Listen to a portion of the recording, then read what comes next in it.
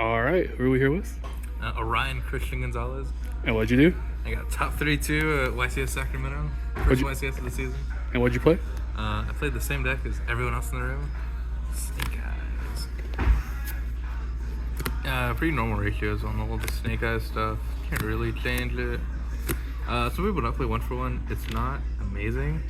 The main thing I liked about it was I play M7, so I can pitch a hand trap of 1-for-1 and just pick it right back up for free.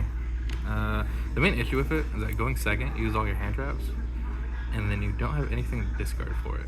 Because most of your cards, like most of your monsters that aren't hand traps, are just good cards.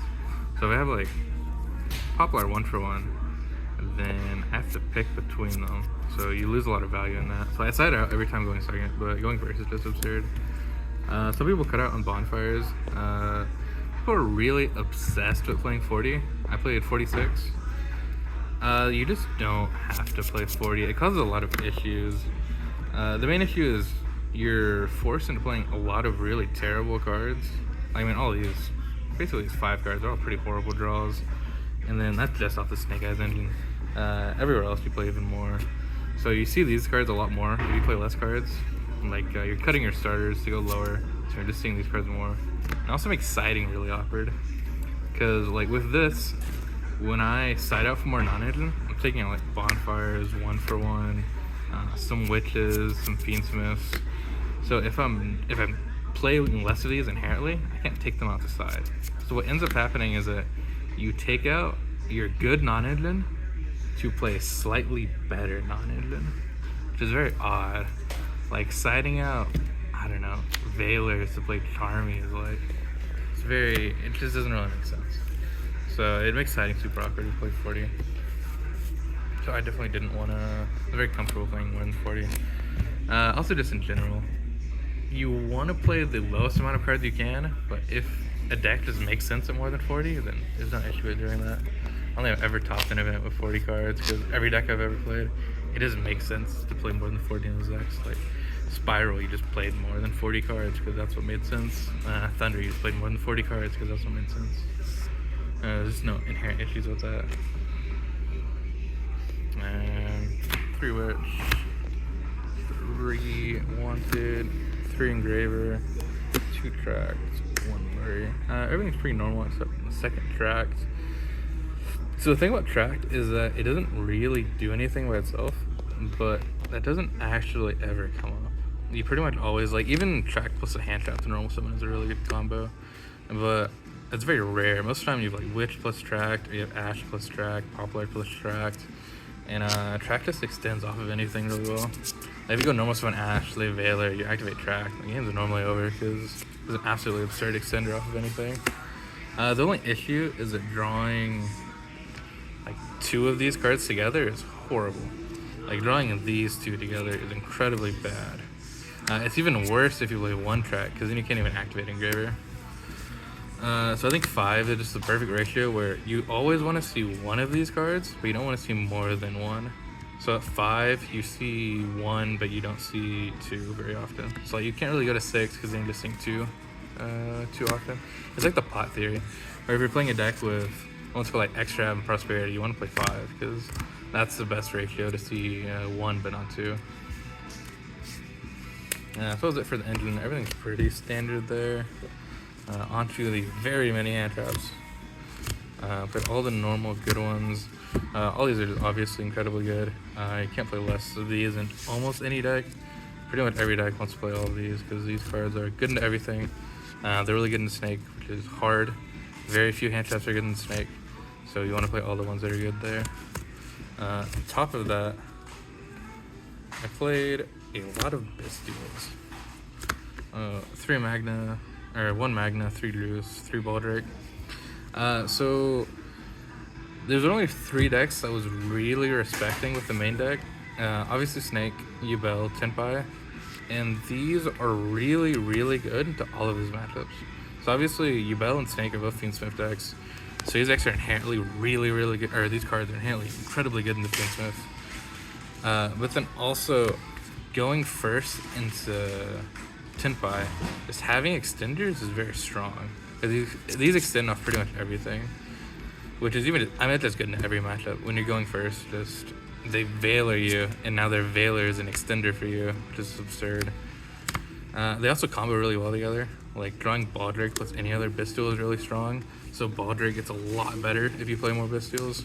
Because being able to Baldric on their turn is incredibly hard to beat. It always forces them to commit a ton of resources after you already Bisteeled them twice. I was really happy with these. I definitely wouldn't change this ratio. The only issue I was really having was just not drawing them enough. I'd maybe consider Saronir. I don't think that could be fine. The other really broken thing about them being extenders is they're level 6. So you hit a lot of hands where you can just summon Fiendsmith, summon a Bisteel, make Beatrice, make them 7, and just go off from there. And the very last card in my deck, also my favorite card. Shouts to Luca. He's the only reason I played this card. One Anti-Spell Fragrance. So people are moving away a lot from hand traps just because it's very optimistic to hand trap Snake off of a play. I mean, 2 hand traps very rarely stop Snake from full boarding. So you normally need 3, which is a lot to ask for. Snake is pretty much the only deck where you can play enough hand traps to actually like be hitting multiples. I'm playing, I think, 19 in the main, which is absurd for pretty much any other deck in the game.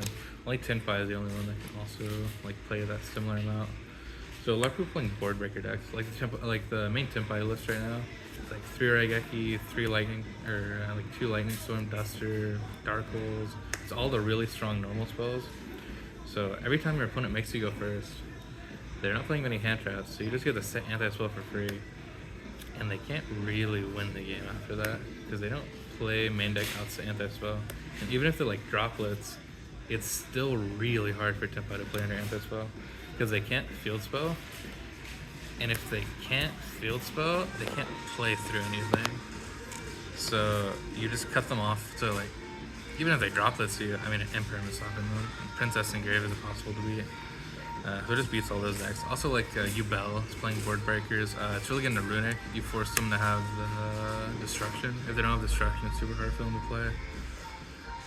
So it's just, every time I went first and I didn't get hand trapped, and it's probably like board breaker, Ubel, Tenpai, or Runic. So I would just always search this card, and it won me a lot of game ones. I was very happy with that choice. That's it for the main deck. Again, 46 cards. Felt great. Consider it maybe adding more Bisteels. You kind of get into too many cards at that point. Playing more than 19 non-engine feels, Ice 20 with the anti-spell feels really uncomfortable. Because going first, you're really reliant on hitting like 2-0 combos, like Ash plus Fiendsmith, Ash plus Wanted. So if you start hitting those less, it becomes awkward. Yeah, other than that, I was very happy. On the extra, didn't do anything very cool. And all the obvious stuff. I really like Necroquip. So Necroquip just makes it pretty much impossible to lose the hand traps. It just, especially the Bisteels, since Necroquip means any 2 monsters on field is full combo. So with Bisteels, I mean, again, Gnome Summon Ash, they stop it somehow. You just summon a Bisteel and now you're full combo. This is absurd.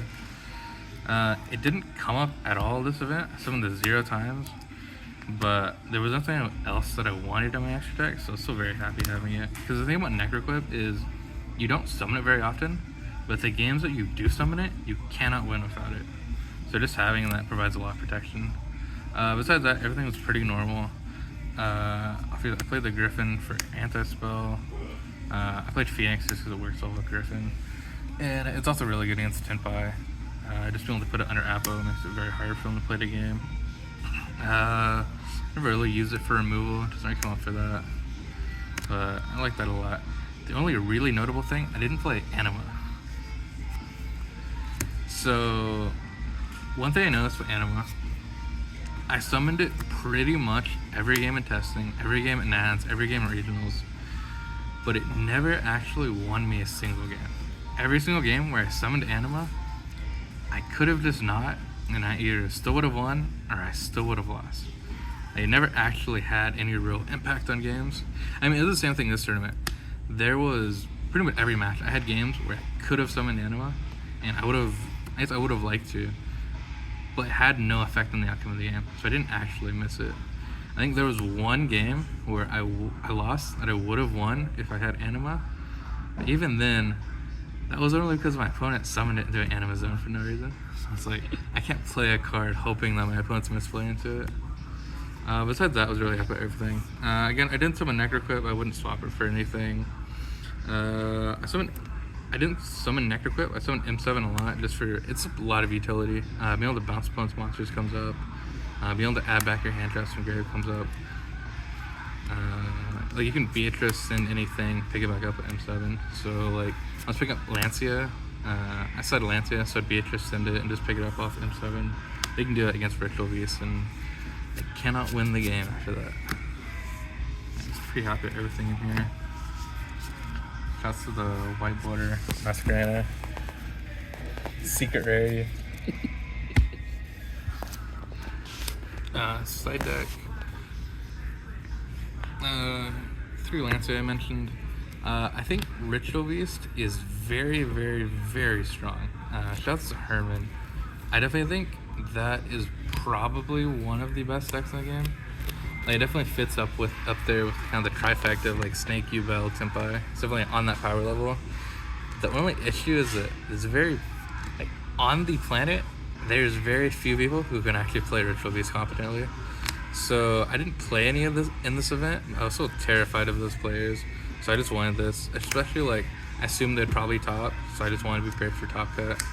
There was and even, so it's something I didn't really plan on, but I sided this in a lot for non-Ritual Beast decks, and it won me a lot of games. Like against Mirror, there's some people playing Crossout Designator and Call by the Grave. I would just put this in and win games because they would try to cross out my hand trap. I just chain Lancia and the game's over. But like, it won me round 9 against Runic because he tried to evenly me, and I chain Lancia and the game's over, and he can't activate any of his Runic spells. So it got a lot of utility for me even without playing this Ritual Beast. I was definitely really happy with this card. Then I played 3 Charmy. I had to give 2 of them back. Shout out to David. And 2 Phantasme. Generally, I think in most Snake lists, these cards are pretty bad. The issue is that most of your hand traps aren't actually good to draw off these cards. Like if you draw Emperor or Veiler on their Poplar 7, they're already so far ahead that it's not really doing anything. Instead of playing 7 Bestials, those are one of the very few hand traps. It's really just like Nib and Bestials that you can draw late into their combo and they'll get value. So with 7 Bestials, I like these a lot. If I wasn't playing 7, if I was playing like 4 or like 9, I definitely wouldn't play these cards. I think they're pretty bad outside of that. So the access code for go second. Yeah, Kiki Nagashi Fuko. So against Tempai, whenever they shifter you, you just make this card. And they have no outs to it, so they just make spheres, pass, you kill them turn 3. It didn't come up, but it's really nice protection to have. Obviously access code, it's just free to side in 1 second. I just swap out Griffin. The God card, 3 Skodran. I don't think I activated it once this weekend, but I wish I did. This card's a lot of fun to activate. It's just kind of a thing where you can't really put in spell and trap removal against Snake, because if they just don't play Floodgates, and they don't draw them, those cards are unplayable.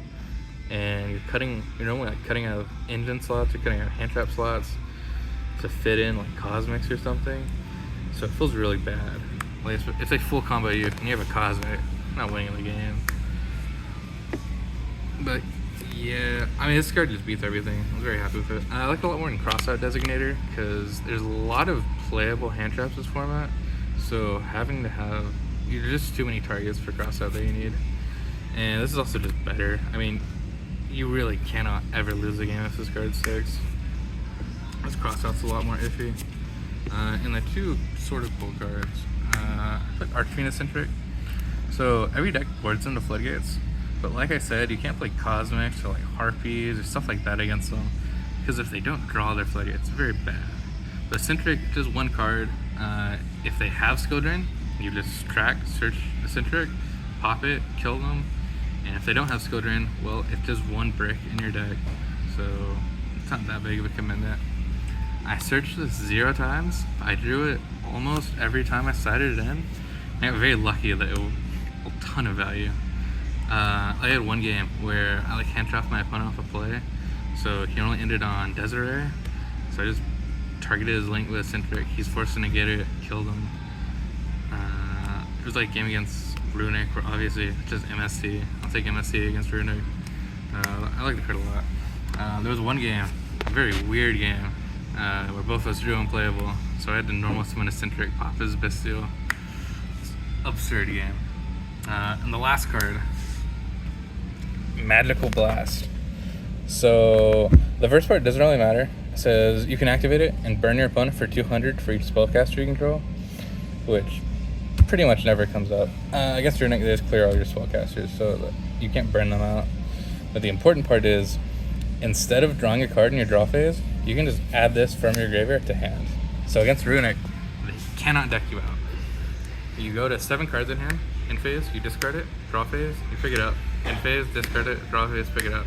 So you can have 0 cards in deck, they cannot win. They deck out before you. That's why I won round 9. Felt really good. And I'll definitely play this card again. Spent hours searching through bulk for it and worked out really well. That's pretty much everything. I was very happy with the list. I don't think I've changed anything. And also, it doesn't matter, hopefully. We'll get a ban list. Any shout-outs? Shouts to TGM, shouts to FCG, shouts to everyone in the store, but everyone who's tested with me. Big shouts to James. James destroyed me a lot in testing with Tenfire, so that made me despise that deck. I came prepared for it. I played against 0 Tenfire, but if I did, they were going to be having a very bad time. Shouts to everyone back home. Shouts to John for lending me pretty much the entire deck. I think that's about it. Shouts to Store, shouts to WAF. Shouts to Steve Muldoon, small boy. Shouts to my store, Spellbound Cards and Games. Website, spellboundtexas.com. You can buy cards, any game you can think of. That's pretty much it. All right, man. Thank you.